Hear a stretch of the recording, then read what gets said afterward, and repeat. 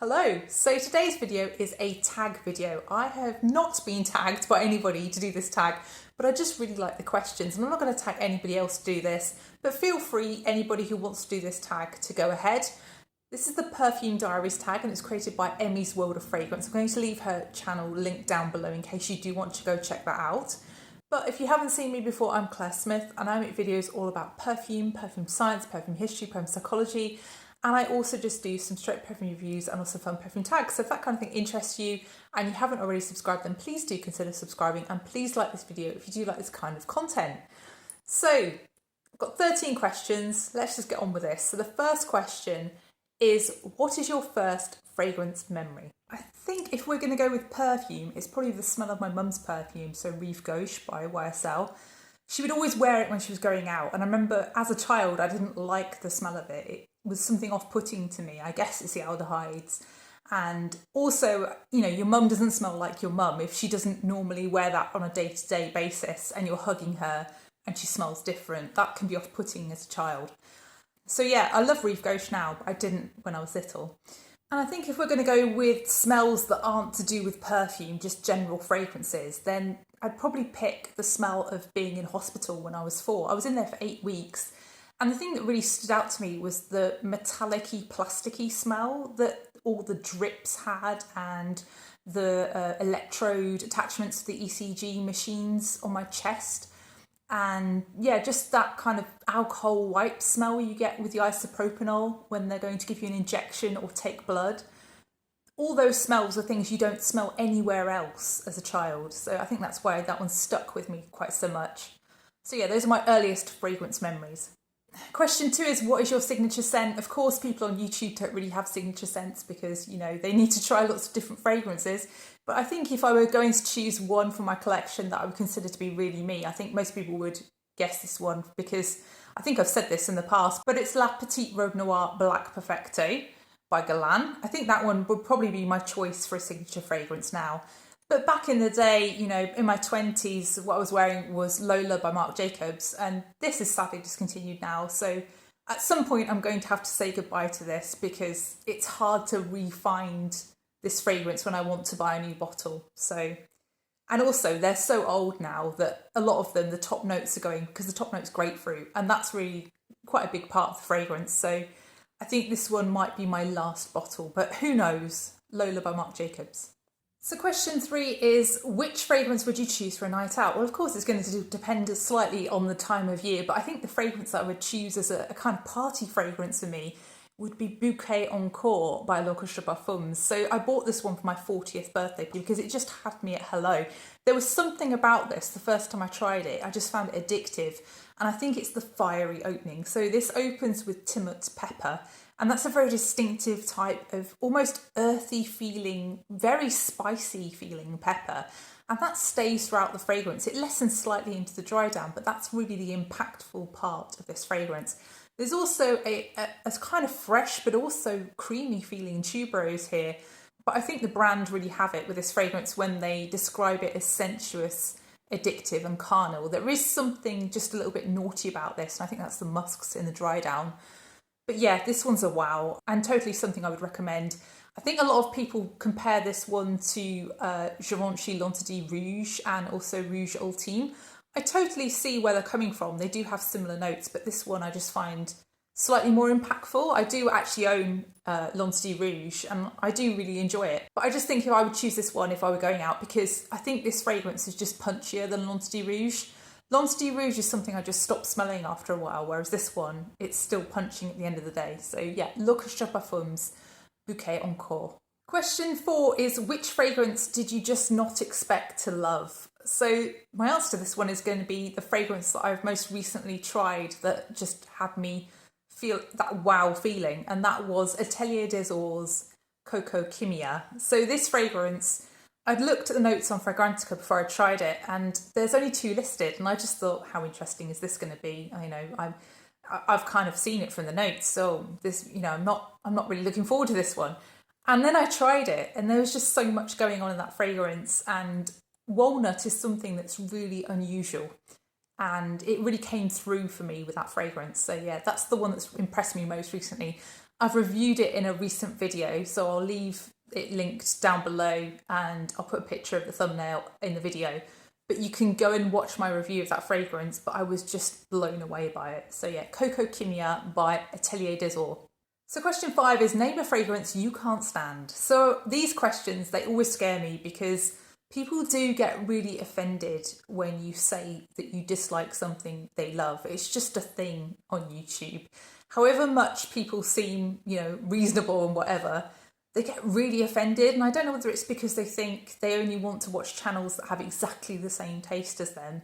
But that's so unlikely, isn't it? We all have very individual tastes in fragrance. I think the one really popular fragrance that I cannot stand, that loads of people absolutely love, is Light Blue by Dolce & Gabbana. I have tried with that fragrance. I actually bought a flanker fragrance because it was getting really good reviews. And I thought, do you know what? I'm going to just go for it. I'm going to blind buy this. I found it a good price, secondhand. If I don't like it, I'll resell it. And honestly, I couldn't even wear it. It was so not for me. I think it's the musks. The musks in those fragrances are very, very grainy to me. There's some kind of textural thing in Dolce & Gabbana's Light Blue range that just does not jive with me. I also think it might be the apple in those fragrances. So apple to me is something that makes me think of air fresheners and also just turns my stomach a little bit quite often with fragrance. Pretty much the only apple fragrance that I've actually not hated is DKNY Delicious. In fact, I really do like that fragrance. So I did back in the day when I used to wear it. But yeah, there's something about that Dolce & Gabbana Light Blue range that's just not for me. I think the best one actually is the Intense. That's the one that I don't mind. But the rest of them, no. I did also try I Love Love by Moschino because I thought maybe I would prefer that and it might have a different texture. That has exactly the same texture, just with orange instead of lemon. So yeah, that wasn't for me either. I absolutely hated that fragrance too. So I think it just is the texture of those fragrances. So yeah, Light Blue by Dolce & Gabbana. So question 6 is which fragrance do you wear when you want to feel cosy? So the one that I've been wearing to bed recently, which I find very cosy, is Jupe Le Bain. So this fragrance is a tonka vanilla fragrance, but it has some aldehydes as well. And really the dry down is just all about a warm tonkery vanilla. Just really comforting. So that's why I wear that one to bed. But I think, if I just want a hug, I feel like the fragrance that I would choose would be Dragé, which is a sweet, powdery almond fragrance. And then also I have Loverdose Tattoo by Diesel. This is really old now, but I love how gourmand this is. It's like a custardy rice pudding. And it's one I kind of savour, but I just really enjoy it every time I wear this, even if it's quite rarely now. So yeah, Diesel Loverdose Tattoo. Question 7 is which is your most complimented fragrance? Well, I can't really tell for me. I feel like I get compliments on about 4 different fragrances routinely every time I wear them, or pretty much every time I wear them. So Fragrance du Bois Sereine is one. Also Maison Margiela Replica Bubble Bath. Also Montal's Intense Cafe. That really does garner compliments, I guess because those 3 are all quite strong ones. And actually last autumn I started to get a few compliments on Gucci Guilty Absolute Parfum. One of my colleagues actually asked what it was and she wanted to buy a bottle of it because she was so in love with it. So yeah, there's something about that one as well. But I think it's really between those 4. So question 8 is a fragrance you would wear for an important event. So it depends on the event really, doesn't it, and the time of year. But for a summer wedding, I'd probably choose Merchant of Venice Imperial Emerald. So that's just a very white feeling floral fragrance, but it's got a freshness to it. So it's mainly lily and also some tuberose. And I just think that one suits that kind of wedding vibe really. And I think it's a happy fragrance. So that's why I choose that one. Also very long lasting. I think that's what you want for an important event, isn't it? You want something that you're going to be able to rely on.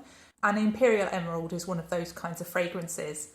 I think if the important event was something like a job interview, something where I had to look reliable and you're just looking for efficient and clean and you know what you're doing, I'd probably go for something like Gris Dior by Dior. I just think that's just got a universal appeal and it's subtle, but it's definitely there. I think that couldn't really offend anybody. So yeah, Gree Dior by Dior for a job interview. So question 9 is, which fragrance makes you feel like $1,000,000? That feels really weird to say. I guess £1,000,000? Yeah, £1,000,000. I'm going to go with Jasmine des Anges by Dior. So this fragrance is a honeyed jasmine fragrance, but with some fruity apricot and then a lovely musky dry down. It's just totally me, this one. And it's got a lightness and airiness about it. It's got a slightly solar feel as well. It just reminds me of the summertime and having sun on my face and wearing dresses and just the happiness of it being warm and you being off work and holidays. It's just all of that, all encapsulated into a fragrance. It's so elegant, but it feels so casual and easy to wear as well. So yeah, Jasmine des Anges by Christian Dior, my favourite from the Dior Privé line. Question 10 is a fragrance you would recommend to a beginner. So I guess when you're a beginner, you haven't smelled a wide range of fragrances. Perhaps you've been restricted to designer and you perhaps don't want to spend that much money. You're a little bit unsure. You don't want to be investing hundreds of pounds in something that, you basically want to try something out. So I guess I like fragrances where I can offer them to people in a travel size. I like that they don't have to invest a lot of money to try something. And maybe you can find them in a shop, you can freely sample them. So there are certain brands that you can do that with, and then there are certain brands that you can't. So I'm going to suggest either stuff you can sample or stuff you can buy in smaller quantities. So the first brand I'm going to suggest is Floral Street. And I don't think this particular fragrance is perhaps the easiest one from their range, but I really do like a lot of the Floral Street fragrances. I think particularly their darker feeling fragrances are very, very good. I really do like the Iris one, Iris Goddess, and also Wild Vanilla Orchid and Chypre Sublime. Might not be quite right for a beginner, but I think the vanilla one and also the Iris one might be something for beginners to check out. I think Wonderland Peony also gets a lot of love, but I'm not sure whether that one's been slightly reformulated since I last tried it. So yeah, not sure about that one. But yeah, Floral Street in general, and they sell them in these 10ml bottles. So that's perfect for a beginner. Also, I would say definitely check out Miller Harris. So they also sell in 10ml, and I think they also sell a 14ml bottle, but you can quite often get Miller Harris at discounters. Miller Harris are really good at particular notes. So if you really like suede, for example, Miller Harris are a really good brand to check out. If you really like blackcurrant, Miller Harris are a really good brand to check out. They have certain things that they do really well, and I think they're quite a naturalistic kind of brand, especially the older fragrances. So yeah, Miller Harris. I would also suggest to a beginner, maybe just look on your high street and just go to a Lush store, because Lush have some great fragrances and they're not expensive, and you can generally buy them in smaller quantities. You can even buy solid perfumes as well, and they also do a great range of body sprays. But this one I have, Chelsea Morning, very friendly, very gourmand, and not that expensive. Definitely worth checking out. Also, for a beginner, I would say, they haven't smelt a wide range of things. And I remember my shock when I first tried different but quite, affordable fragrances on the market. So things like Zadig and Voltaire's This Is You. This is, something that's very distinctive. It's a sandalwood, and it's, perhaps not the best sandalwood you've ever smelt, but it is very huggy and it's very likeable. I think when you're first starting out, I think this is something that really does just wow you in a way, because it's not something you've smelt elsewhere. I think also the fragrance that wowed me when I first started was Glossier You. I think the amberette here is something you don't smell a lot in designer fragrances, and that's why it's so distinctive and why people just seem to love it. Obviously some people don't love it, but I think this one's so affordable, it's worth a punt. And also it comes in a travel size as well. So it really is something you can try a small quantity of. I think the other brand that I would suggest would be something like Theodorus Calatinis. So especially the older ones from Theodorus Calatinis. You can buy these in the UK now, and I'm not sure about the US, but there must be distributors now of this fragrance, I would imagine. But these are really affordable. I think they were about £40-45 for a bottle. Not expensive at all for 50ml, and they do sell samples as well, so you can try them out. But I really do think the original collection were really, really good from this brand. And then finally, I would suggest just going to some other slightly alternative feeling designer fragrances. So the brand that really stands out as doing something different to me would be Hermes. So I have this one from the, let's get it the right way around, the Un Jardin line, and this one is Le Jardin de Montsoulis. But really any fragrance from this line, it might not be something you'll love, but you can go and try it. I think the brand describes these as watercolour fragrances, and that's really how they feel. They feel very watery and like they're painting a picture with their notes. And I think that's just something that really grabs some people. So this might be something you might want to check out. Le Jardin de Montsoulis by Hermes. So yeah, I think I've covered it there. Question 11 is the one scent you'd wear forever. I think that's quite a lofty question, actually. I think obviously I've loved Lola for 15, 16 years. I think I'd be quite happy to wear that one forever. But, I wouldn't want to because I like the variety. But I think the other one that stands out to me as something I've loved for a long time would be Tom Ford's Orchid Soleil. That one is a very constant in my mind. And I don't really mention it much because it's discontinued. But I do have a whole 100ml bottle, raring to go. So I feel quite comfortable that I could wear that one forever because it is very, very strong. So yeah, Tom Ford Orchid Soleil and also Lola by Marc Jacobs. So question 12 is which fragrances are on your wish list? Well, I think, I could name some fragrances, but I'm trying not to buy too much at the moment because I have been feeling massively overwhelmed with the amount of stuff in my house. And I've been having these feelings of wanting to declutter. And I've been decluttering my clothes. I've been trying to decluttering my makeup as well. I've given loads of stuff to people at work. There's one particular lady at work who's got a daughter, so I gave her a lot of my stuff. And I think I'm just sort of on that journey now to trying to have less stuff. I don't have a dedicated filming space. I film on my sofa. I don't think people really understand that because a lot of influencers do have a dedicated filming space with a professional setup, with a permanent camera, with, special lighting and light boxes and whatever. I'm not like that. I don't have that kind of stuff. I don't have the space to do that. And I don't have a dedicated room or cupboard or receptacle for my fragrances either. I just have them out on a chest of drawers. And that's why my collection is always limited to about 125 because I just physically don't have the space for them. And I think really in future, I don't want to buy full bottles if I can help it. I want to buy smaller quantities. So I feel like my loves at the moment are in the world of the sample set. That's really what I find myself looking at and what I find myself desiring. So right now I'm going through some État Libre d'Orange fragrances and I just want to finish those off. I've also got some sample sets from Ormond Jane that I'm just sort of finalising some reviews of. I'd like to maybe make a video about some of those.